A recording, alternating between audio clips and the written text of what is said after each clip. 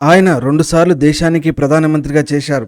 కానీ ఆయన చనిపోయే సమయానికి ఆయన పేరు మీద ఒక సొంత ఇల్లు లేదు. కనీసం బ్యాంక్ బ్యాలెన్స్ కూడా లేదు. ఆయనే గుల్జారీ లాల్ నందా. అవన్నీ మనకు తెలుసు. కానీ ఆయన గురించి కొన్ని విషయాలు ఈరోజు మనం తెలుసుకుందాం. మీకు తెలుసా, ఇప్పుడు పాకిస్తాన్లో ఉన్న సియాల్కోట్లో నందా గారు పుట్టారు. స్వాతంత్ర సమయంలో గాంధీజీ అడుగుజాడలో నడిచారు. దేశ విభజన జరిగినప్పుడు తన పుట్టిన గడ్డను వదిలి భారత్కి రావాల్సి వచ్చింది. ఆ బాధ ఆయనలో దేశభక్తిని మరింత రగిలించింది. హోంమంత్రిగా ఉన్నప్పుడు పాకిస్తాన్ దుశ్చర్యలను ఆయన ఎందుకు అంత కఠినంగా అడ్డుకున్నారనేది ఈరోజు మనం తెలుసుకుందాం. 1965లో యుద్ధం సమయంలో శాస్త్రి గారు ప్రధానమంత్రిగా ఉన్నప్పుడు హోంమంత్రిగా నందా గారు ఒక ఉక్కు మనిషిలా వ్యవహరించారు. సరిహద్దుల్లో యుద్ధం జరుగుతున్నప్పుడు దేశంలో ఒక చిన్న అల్లరి కూడా జరగకూడదని పోలీస్ యంత్రాంగాన్ని అప్రమత్తం చేశారు. గూఢాచారులను ఏరిపారేయడంలో ఆయన చూపించిన తెగ అసాధారణం. ఆయన ఒక మాట అనేవారు, మనం శాంతిని కోరుకుంటాం, కానీ అది మన బలహీనత కాకూడదు. పాకిస్తాన్ కాశ్మీర్ విషయంలో జోక్యం చేసుకోకూడదని అంతర్జాతీయ వేదికలపై ఎండగట్టడమే కాకుండా కాశ్మీర్ భారత రాజ్యాంగంతో మరింత పటిష్టంగా అనుసంధానించేలా పాలనపరమైన చర్యలు తీసుకున్నారు. చైనా వెన్నుపోటు, నందా గారి గర్జన. 1962లో అప్పటి వరకు భారత్ నమ్మిన హింద్ చీన్ బాయి బాయి నినాదం అబద్ధమని తేలిపోయింది. చైనా మనకు వెన్నుపోటు పొడిచింది. ఆ సమయంలో హోంమంత్రిగా ఉన్న నందా గారు ఒక విషయాన్ని బలంగా నమ్మారు.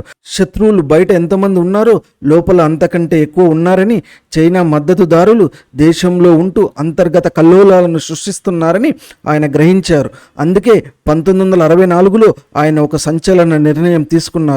దేశవ్యాప్తంగా వందలాది మంది వామపక్ష నాయకులను, ముఖ్యంగా చైనా వైఖరిని సమర్థించే వారిని జైల్లో పెట్టించారు. వీరు దేశ భద్రతకు ముప్పు అని పార్లమెంటులో ఒక వైట్ పేపర్ విడుదల చేశారు. గాంధీయవాది అంటే కేవలం శాంతిని జపించే వ్యక్తి మాత్రమే కాదు, దేశం మీదకు వస్తే శత్రువుల గుండెల్లో నిద్రపోయే సింహం అని నందా గారు నిరూపించారు. చైనా అయినా పాకిస్తాన్ అయినా నందా గారి పాలసీ ఒకటే, నేషన్ ఫస్ట్, దేశం మొదట. శాంతిని నమ్మే ఆయన రక్షణ రంగం కోసం బడ్జెట్ పెంచడానికి ఏమాత్రం వెనకాడలేదు. ఆయుధాలు లేని శాంతికి విలువ ఉండదు అని ఆయన నమ్మారు. అందుకే ఆయనను కేవలం ఒక తాత్కాలిక ప్రధానిగా కాకుండా దేశ భద్రతకు పునాది వేసిన గొప్ప హోంమంత్రిగా మనం గుర్తుంచుకోవాలి. నందా గారు హోంమంత్రిగా ఉన్నప్పుడు ఒక ప్రయత్నం చేశారు. అదే సదాచార సమితి. అధికారులు లంచం అడిగితే నేరుగా ఫిర్యాదు చేసే వ్యవస్థ అది. 2 ఏళ్లలో అవినీతిని అంతం చేయకపోతే రాజీనామా చేస్తానని శపథం చేశారు. కానీ వ్యవస్థలోని లోపాలు, సొంత పార్టీలోని కుట్రలు ఆయన్ను అడ్డుకున్నాయి. తన శపథం నెరవేరలేదని భావించి పదవి కంటే విలువలే ప్రాధాన్యమిచ్చి ఆయన తప్పుకున్నారు. రాజకీయాల నుండి తప్పుకున్నాక ఆయన జీవితం ఎలా ఉందో తెలుసా?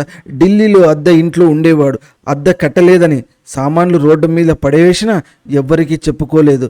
నందా గారి మరణం తర్వాత ప్రభుత్వం 3 రోజులు సంతాప దినాలుగా ప్రకటించింది. 100 ఏళ్లు పూర్తి చేసుకున్న ఆ మహనీయుడు ప్రస్థానం కురుక్షేత్ర మట్టిలో కలిసిపోయింది.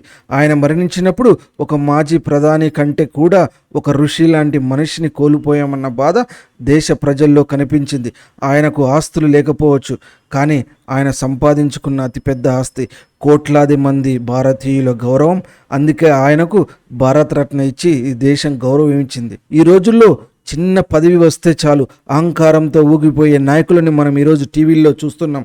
కానీ ప్రధాని పదవిని తృణపాయంగా భావించి నిరాడంబరంగా బ్రతికిన నందా గారికి మన అందరికీ ఒక స్ఫూర్తి.